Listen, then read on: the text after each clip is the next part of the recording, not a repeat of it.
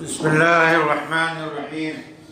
حضرات گرامی، کبھی ہم جسے مجلس کی رونق کہتے ہیں یا زبان کا چٹخارا کہتے ہیں، یعنی جس کا نام غیبت ہے، کہ مجلس میں بیٹھ کے ایک دوسرے کی غیبت کرنا، برائی بیان کرنا، جو موجود نہیں ہے اس کا برے انداز میں تذکرہ کرنا، یہ ہے غیبت۔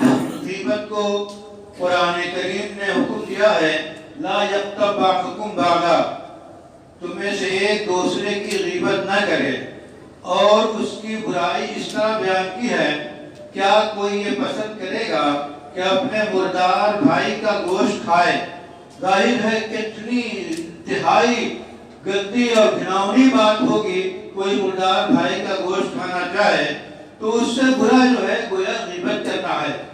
غیبت سے معاشرے میں، سماج میں، گھروں میں بگاڑ پیدا ہوتا ہے اور اللہ کے حکم ادھوری ہوتی ہے۔ غیبت کرنا حرام ہے، ممنوع ہے۔ رسول اللہ صلی اللہ علیہ وسلم سے پوچھا گیا کہ غیبت کیا ہے؟ مل غیبت، غیبت کی تعریف کیا ہے؟ تو آپ صلی اللہ علیہ وسلم نے فرمایا، ذکرک اخاک، کہ تم اپنے بھائی کا غائبانہ ایسا تذکرہ کرو کہ اگر وہ سنے تو اس کو ناپسند کرے۔ پوچھا گیا اگر وہ برائی اس کے اندر موجود ہو تب؟ تو آپ صلی اللہ علیہ وسلم نے فرمایا تب تو غیبت سے آگے کی چیز ہے، یعنی بہتان ہے۔ کسی کے اوپر الزام لگانا، بہتان، یہ غیبت سے بھی آگے چیز ہے۔ اس لیے غیبت ایک حرام چیز ہے، اس سے گناہ کبیرہ ہے۔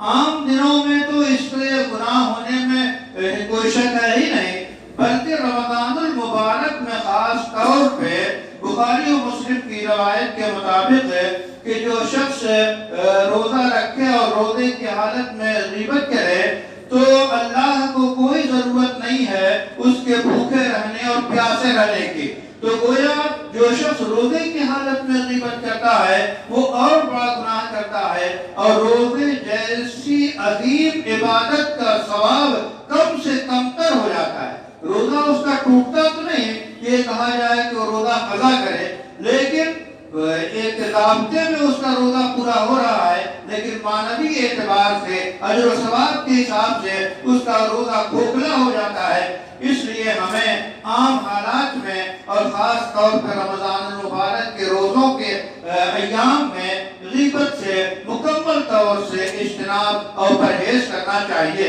اللہ سے دعا ہے کہ ہمیں خیر عطا فرمائے اور شر سے ہماری حفاظت فرمائے، ملت اسلامیہ کو مضبوط فرمائے اور دشمنان اسلام کا منہ کالا کرے۔ ربنا تقبل منا انك انت السميع العليم وتب علينا انك انت التواب الرحيم برحمتك يا ارحم الراحمين۔